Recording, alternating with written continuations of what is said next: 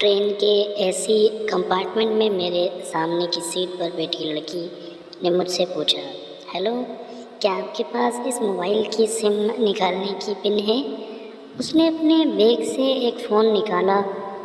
वह नया SIM card उसमें डालना चाहती थी, लेकिन स्लॉट सिम खोलने के लिए पिन की ज़रूरत पड़ती है, जो उसके पास नहीं थी। मैंने हाँ में गर्दन हिलाई और अपने क्रॉस बैग से पिन निकाल कर लड़की को दे दी। लड़की ने मुझे थैंक्स कहते हुए पिन ले ली और सिम डालकर पिन मुझे वापस कर दी। थोड़ी देर बाद वो फिर से इधर उधर ताकने लगी। मुझसे रहा नहीं गया। मैंने पूछ लिया, कोई परेशानी? वो बोली, सिम स्टार्ट नहीं हो रही है। मैंने मोबाइल मांगा, उसने दे दिया। मैंने उससे कहा कि सिम अभी एक्टिवेट नहीं हुई है, थोड़ी देर में हो जाएगी। एक्टिवेट होने के बाद आईडी वेरिफिकेशन होगा, उसके बाद आप इसे इस्तेमाल कर सकेंगी। लड़की ने पूछा, आईडी वेरिफिकेशन क्यों? मैंने कहा, आजकल सिम वेरिफिकेशन के बाद ही एक्टिवेट होती है। जिस नाम से ये सिम उठाई गई है उसका ब्यौरा पूछा जाएगा, बता देना। लड़की बुदबुदाई। ओह, मैंने दिलासा देते हुए कहा, इसमें कोई परेशानी की कोई बात नहीं। वो अपने एक हाथ से दूसरा हाथ दबाती रही, मानो किसी परेशानी में हो। मैंने फिर विनम्रता से कहा, आपको कहीं कॉल करना हो तो मेरा मोबाइल इस्तेमाल कर लीजिए। लड़की ने कहा, जी फ़िलहाल नहीं, थैंक्स, लेकिन ये सिम किस नाम से खरीदी गई है मुझे नहीं पता। मैंने कहा, एक बार एक्टिवेट होने दीजिए, जिसने आपको सिम दी है उसी के नाम की होगी। उसने कहा, ओके, कोशिश करते हैं। मैंने पूछा, आपका स्टेशन कहाँ है? आप दिल्ली में रहती हैं या? लड़की बोली, नहीं नहीं, दिल्ली में कोई काम नहीं, ना ही मेरा घर है वहाँ। तो मैंने उत्सुकतावश पूछा। वो बोली, दरअसल ये दूसरी ट्रेन है जिसमें आज मैं हूँ और दिल्ली से तीसरी गाड़ी पकड़नी है, फिर हमेशा के लिए आज़ाद। लेकिन किस तरह की कैद से? मुझे फिर जिज्ञासा हुई, किस कैद में थी ये कमसिन अल्हड़ सी लड़की बोली, उसी कैद में थी जिसमें हर लड़की होती है, जहाँ घर वाले कहें शादी कर लो, जब जैसा कहें वैसा करो। मैं घर से भाग चुकी हूँ। मुझे ताज्जुब हुआ, मगर अपने ताज्जुब को छुपाते हुए मैंने हंसते हुए पूछा, अकेली भाग रही हैं आप? आपके साथ कोई नज़र नहीं आ रहा? वो बोली, अकेली नहीं, साथ में हैं। कोई कौन? मेरे प्रश्न ख़त्म नहीं हो रहे थे। दिल्ली से एक और ट्रेन पकड़ूंगी, फिर अगले स्टेशन पर वो जनाब मिलेंगे और उसके बाद हम किसी को नहीं मिलेंगे। ओह, तो ये प्यार का मामला है? उसने कहा, जी हाँ। मैंने उसे बताया कि मैंने भी लव मैरिज की है। ये बात सुनकर वो खुश हुई, बोली, वाह, कैसे कब लव मैरिज की बात सुनकर वो मुझसे बात करने में रुचि लेने लगी। मैंने कहा, कब, कैसे कहा? वो मैं बाद में बताऊंगा, पहले आप बताओ आपके घर में कौन कौन है? उसने होशियारी बरतते हुए कहा, वो मैं आपको क्यों बताऊं? मेरे घर में कोई भी हो सकता है, मेरे पापा, माँ, भाई बहन हो, या हो सकता है भाई ना हो, सिर्फ बहनें हो, या ये भी हो सकता है कि बहनें ना हो और दो चार गुस्सा करने वाले बड़े भाई हों। मतलब मैं आपका नाम भी नहीं पूछ सकता। मैंने काउंटर मारा। वो बोली, कुछ भी नाम हो सकता है मेरा, टीना, मीना, रीना, कुछ भी। बहुत बातूनी लड़की थी वो। थोड़ी इधर उधर की बातें करने के बाद उसने मुझे टॉफ़ी दी, जैसे छोटे बच्चे देते हैं क्लास में। बोली, आज मेरा बर्थडे है। मैंने उसकी हथेली से टॉफ़ी उठाते हुए बधाई दी और पूछा, कितने साल की हुई हो? वो बोली, 18। मतलब भागकर शादी करने की कानूनी उम्र हो गई आपकी। वो हंसी। कुछ ही देर में काफ़ी फ्रैंक हो चुके थे हम दोनों, जैसे बहुत पहले से जानते हों एक दूसरे को। मैंने उसे बताया कि मेरी उम्र 35 साल है, यानी 17 साल बड़ा हूँ। उसने चुटकी लेते हुए कहा, लग तो नहीं रहे हो। मैं मुस्करा दिया। मैंने उससे पूछा, तुम घर से भागकर आई हो? तुम्हारे चेहरे पर चिंता के निशान ज़रा भी नहीं हैं। इतनी बेफिक्री मैंने पहली बार देखी। खुद की तारीफ सुनकर वो खुश हुई, बोली, मुझे उन जनाब ने, मेरे लवर ने पहले से ही समझा दिया था कि जब घर से निकलो तो बिल्कुल बिंदास रहना, घर वालों के बारे में बिल्कुल मत सोचना, बिल्कुल अपना मूड ख़राब मत करना, सिर्फ मेरे और हम दोनों के बारे में सोचना, और मैं वही कर रही हूँ। मैंने फिर चुटकी ली। कहा, उसने तुम्हें मुझ जैसे अनजान मुसाफिरों से दूर रहने की सलाह नहीं दी? उसने हंसकर जवाब दिया, नहीं, शायद वो भूल गया होगा। ये बताना। मैंने उसके प्रेमी की तारीफ़ करते हुए कहा, वैसे तुम्हारा बॉयफ्रेंड काफ़ी टैलेंटेड है। उसने किस तरह से तुम्हें अकेले घर से रवाना किया, नई सिम और नया मोबाइल दिया, 3 ट्रेन बदलवाई ताकि कोई ट्रैक ना कर सके।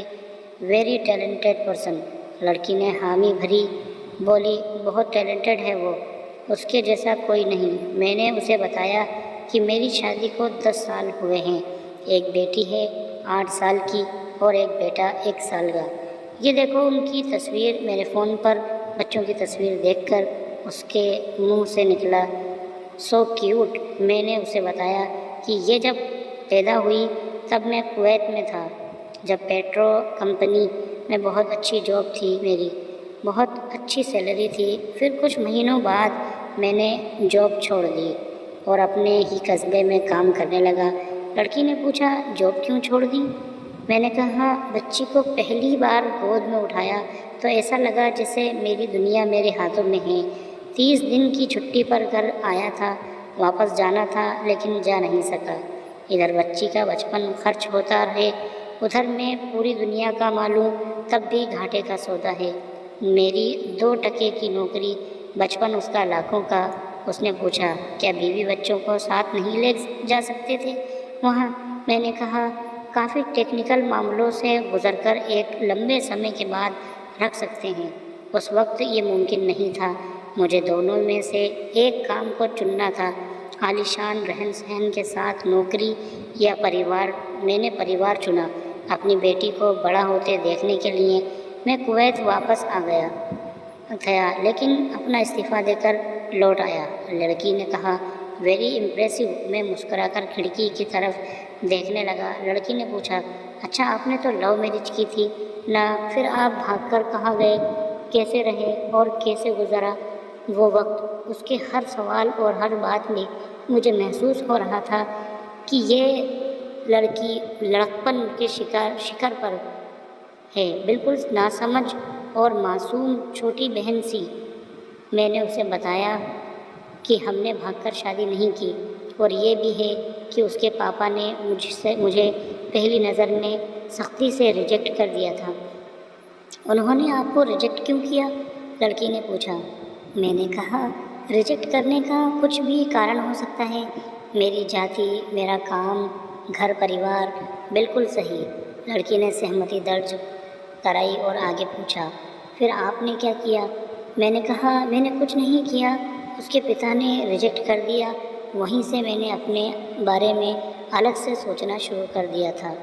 खुशबू ने मुझे कहा कि भाग चलते हैं। मेरी वाइफ का नाम खुशबू है। मैंने 2 टुक मना कर दिया। वो 2 दिन तक लगातार जोर देती रही कि भाग चलते हैं। मैं मना करता रहा। मैंने उसे समझाया कि भागने वाले जोड़े में लड़के की इज्जत पर कोई ख़ास फ़र्क नहीं पड़ता, जबकि लड़की के पूरे कुल की इज्जत धूल में मिल जाती है। भगाने वाला लड़का उसके दोस्तों में हीरो माना जाता है, लेकिन इसके विपरीत जो लड़की प्रेमी संग भाग रही है वो उल्टा कहलाती है। मोहल्ले के लड़के उसे चालू कहते हैं। बुराइयों के तमाम शब्दकोश लड़की के लिए इस्तेमाल किए जाते हैं।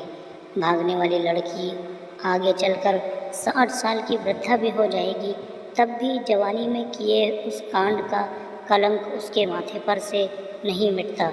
मैं मानता हूँ कि लड़का लड़की को तोलने का ये दोहरा मापदंड गलत है, लेकिन हमारे समाज में है तो ये नज़रिया गलत है, मगर सामाजिक नज़रिया यही है।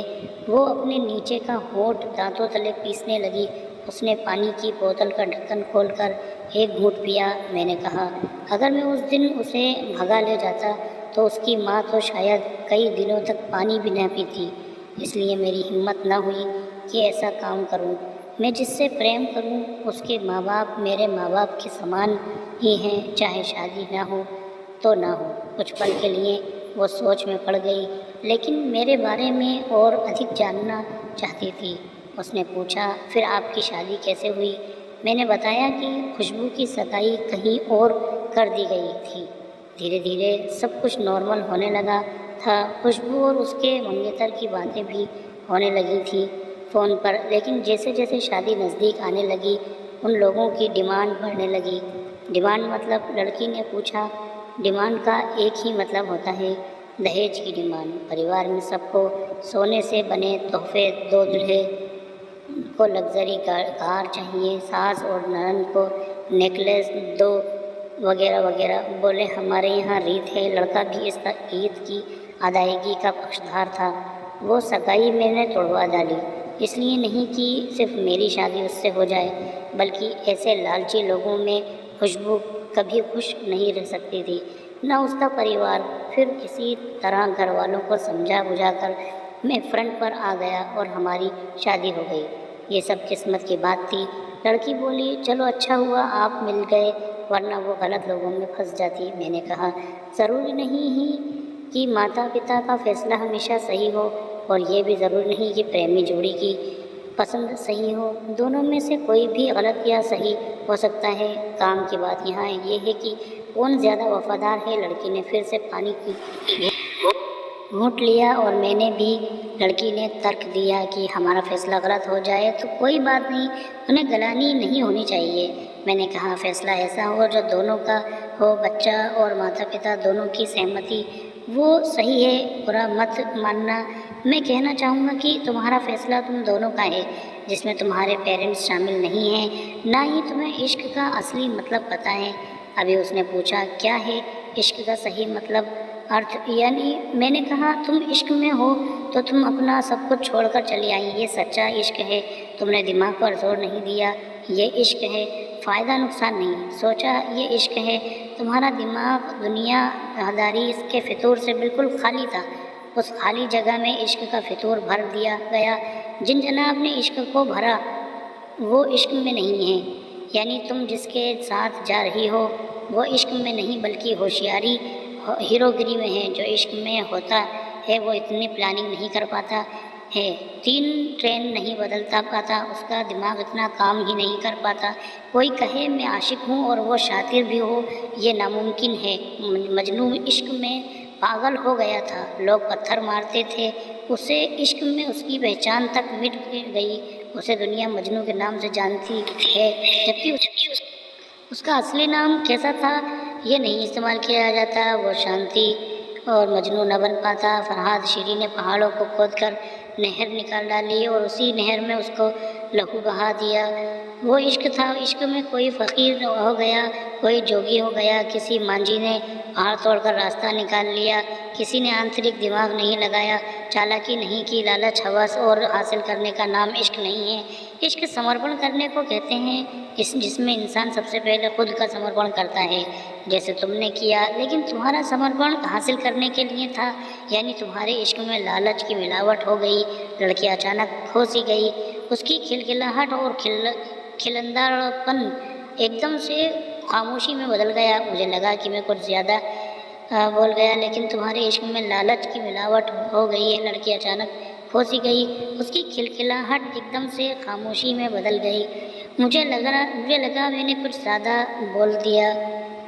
मैं कुछ ज़्यादा बोल दिया, फिर भी मैंने जारी रखा। मैंने कहा, प्यार तुम्हारे पापा तुमसे करते हैं। कुछ दिनों बाद उनका वज़न आधा हो जाएगा। तुम्हारी माँ कई दिनों तक खाना नहीं खाएंगी, ना पानी पिएंगी, जबकि आपको अपने इस आशिक को आजमा कर देख लेना था। ना तो उसकी सेहत पर फ़र्क पड़ता, ना दिमाग पर, और वह अक्लमंद है, अपने लिए अच्छा सोच लेता। आजकल गली मोहल्ले के हर तीसरे लपाटे को जो इश्क हो जाता है वो इश्क नहीं है, वो सिनेमा जैसा कुछ है। एक तरह की स्टंटबाजी, डेयरिंग, अलग कुछ करने का फितूर और कुछ नहीं। लड़की का चेहरा रंग बदल गया। ऐसा लग रहा था वो अब वो यहाँ नहीं है, उसका दिमाग किसी अतीत के टहलते निकल गया। मैं अपने फ़ोन को स्क्रॉल करने लगा, किसी मन की इंद्री को उसकी तरफ छोड़ी थी। थोड़ी ही देर में उसका और मेरा स्टेशन आ गया। बात कहाँ से कहाँ निकली थी और कहाँ पहुँच गई। उसके मोबाइल पर मैसेज टोन बजी, देखा सिम एक्टिवेट हो चुकी है। उसने चुपचाप बैग में से आगे का टिकट निकाला और फाड़ दिया। मुझे कहा एक कॉल करना है, मैंने मोबाइल दिया। उसने नंबर डायल करके कहा सॉरी पापा, और सिसक सिसक कर रोने लगी। सामने से पिता भी फ़ोन पर बेटी को संभालने की कोशिश करने लगे। उसने कहा पिताजी आप बिल्कुल चिंता मत करिए, मैं घर आ रही हूँ। दोनों तरफ से भावनाओं का सागर उमड़ पड़ा। हम ट्रेन से उतरे। उसने फिर से पिन मांगी, मैंने पिन दी। उसने मोबाइल से सिम निकाल कर तोड़ दी और पिन मुझे वापस कर दी। देश की सभी बेटियों को समर्पित ये मेरा दावा है, माता पिता से ज़्यादा तुम्हें दुनिया में कोई प्यार नहीं करता। अगर आपको हमारी ये कहानी पसंद आई हो तो इसे लाइक और शेयर, और अपने उन दोस्तों के साथ जो ऐसा करने की सोचते हैं उन्हें ज़रूर शेयर करें। धन्यवाद।